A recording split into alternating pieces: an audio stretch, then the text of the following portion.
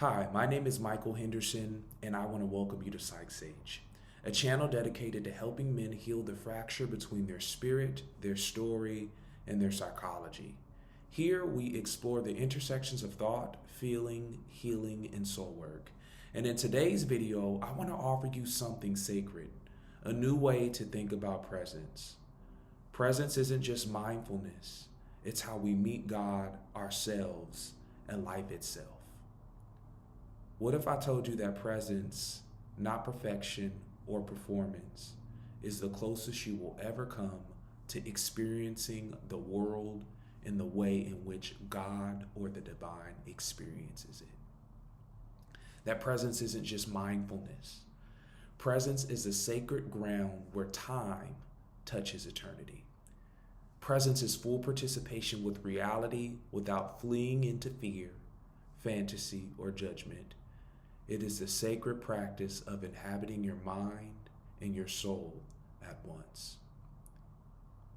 I grew up believing that God was somewhere far away, that my connection to God had to be earned, that you had to strive and to suffer in order to be worthy.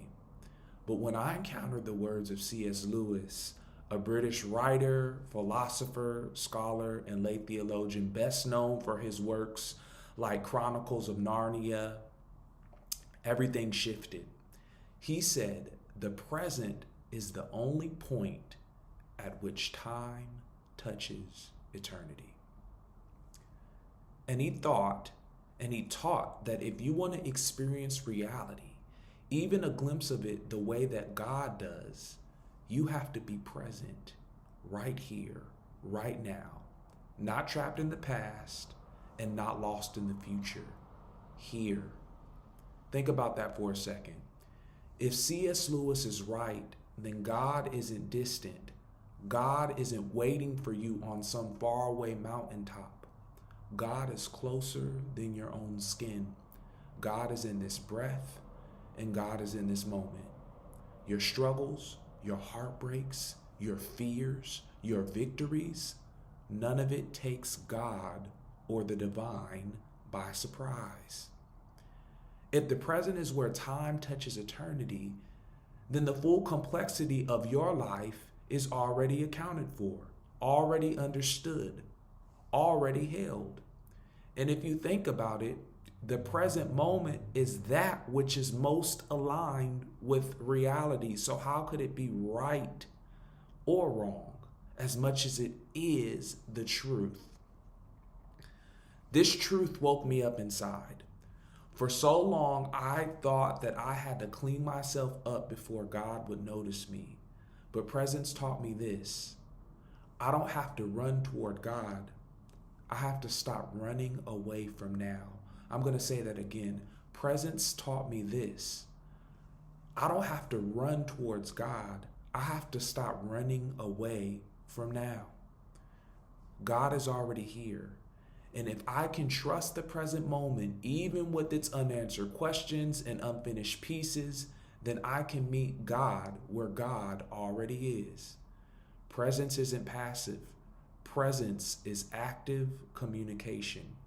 Presence is full participation with reality without fleeing into fear, fantasy, or judgment.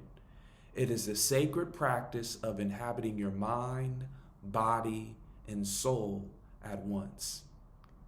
I heard someone say, everybody has an appointment with life, and that appointment with life is right now.